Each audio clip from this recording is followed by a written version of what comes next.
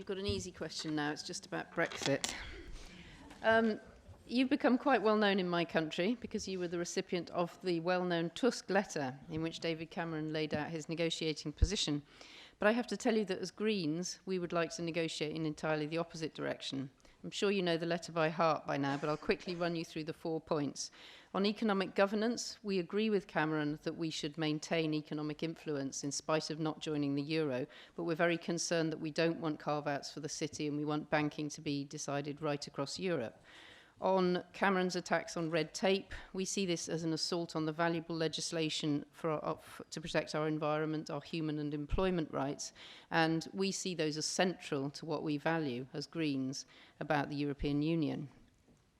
On what Cameron calls immigration and we call free movement, we see this as one of the great achievements of the European Union, and we absolutely don't want to see Cameron leverage any reductions in rights to movement across the Union.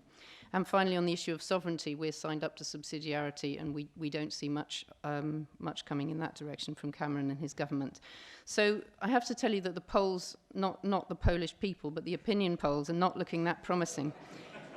And Cameron is constantly using that to add to leverage in the direction he wants Europe to go. But this is actually the opposite direction from what progressives want in the UK. And of course, a vote on the left is just as valuable as a vote on the right. So my question to you is, what can you do to reassure me that by conceding to Cameron's demands, you will not alienate the vital vote of UK progressives to remain in the European Union? And what can you offer to UK progressives to persuade them to vote to stay? When it comes to Brexit, for me the highest priority, of course, is to keep the United Kingdom in Europe.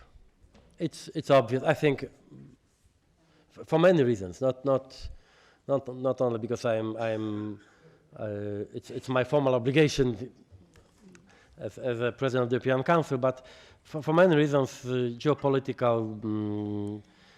Cultural, of course, economics and everything. In fact, this is for me seems like strong arguments for this goal. I think I'm not the best advocate, or maybe not the best person to convince your compatriot to stay in Europe. In fact, I am afraid that I would be counterproductive if I try to convince the Brits to vote yes in the referendum. And it's not only intuition. It was also, I think, the reflection of David Cameron that maybe the officials from Brussels, maybe David Cameron doesn't need our active help in campaign, you know what I mean, I think. But for me, my goal and my job today is to find a compromise in the in so-called false basket. Okay, it's to me, no? It's sorry. And especially for yes issue, social benefits, the problem of discrimination. And for me, the most important goal is to find this kind of compromise, which allow protect our fundamental values. Of course, discrimination, this is the main problem for me today. Not because I am a Pole, because it's a much wider problem than only the Polish migrants in the United Kingdom. But also we have to find a compromise which allow David Cameron to show that he is also the winner of these negotiations as a political method to win this referendum.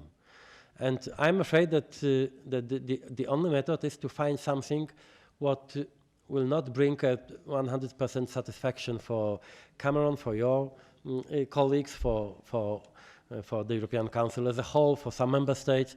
This is the essence of compromise. I mean, nobody is happy. No one is happy, but in fact, this is the method to help to win the referendum. I am not the author of this idea of referendum. I am rather to clean up this mess which is a result of this idea, mess in Europe, because in fact this is something like political mess. Why? Because it's I'm afraid that for some countries, for example my country, this British example can be in the future something very attractive, and the queue of some countries with their demands, with this idea that if not, we can also organize a referendum. You know, this is very, very tricky, and especially in this political atmosphere today in Europe. And please,